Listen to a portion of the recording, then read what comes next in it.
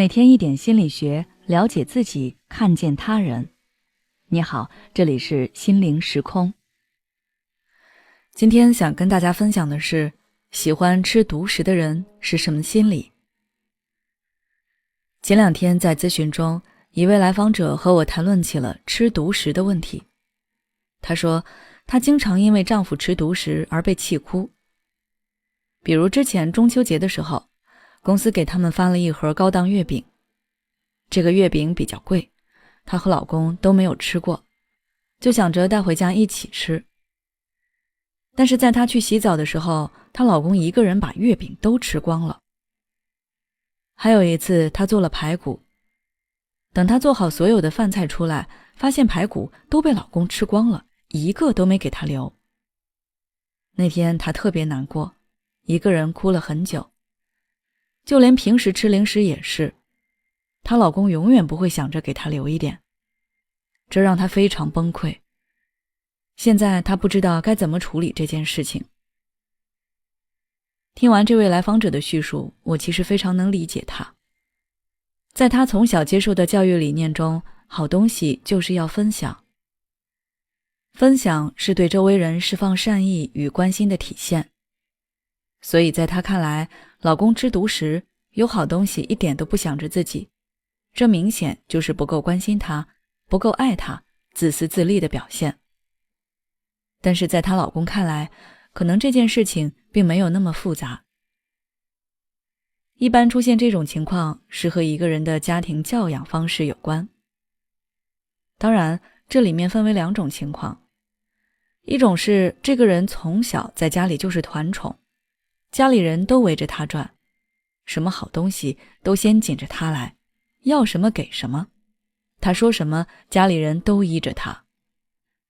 那么在这样的家庭氛围中，他会越发的以自己为中心，处处以自己为先，认为但凡和自己有关的东西都是属于自己的，不允许其他人触碰。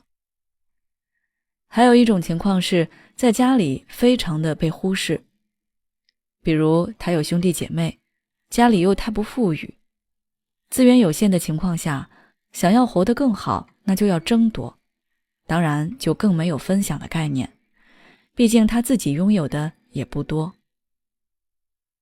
因为他们从小就是这样，所以一般吃独食的人是不太能意识到自己这个行为的错误性的。那么面对这种情况，我们应该怎么做呢？首先，你要表达出自己的需求。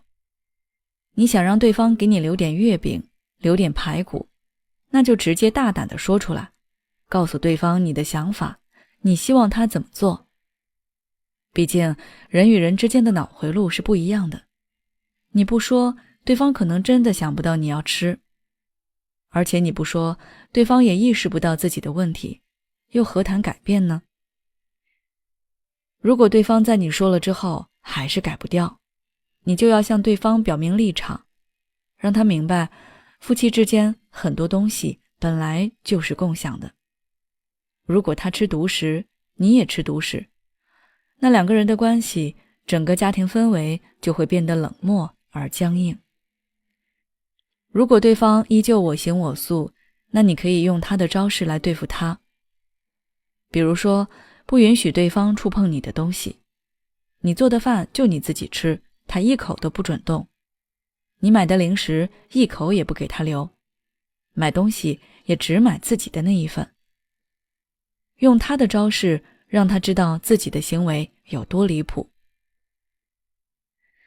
最后我想说，虽然吃独食能够让人获得一时的满足，但是分享更有益于关系的发展，还能够增加我们的幸福感。从长远来说，它所带来的快乐其实是要远远大于吃独食的快乐的。希望大家都能够乐于分享。好了，今天的内容就到这里。如果你想要了解更多有关心理学方面的内容，欢迎关注我们的微信公众号心灵时空，后台回复自私就可以了。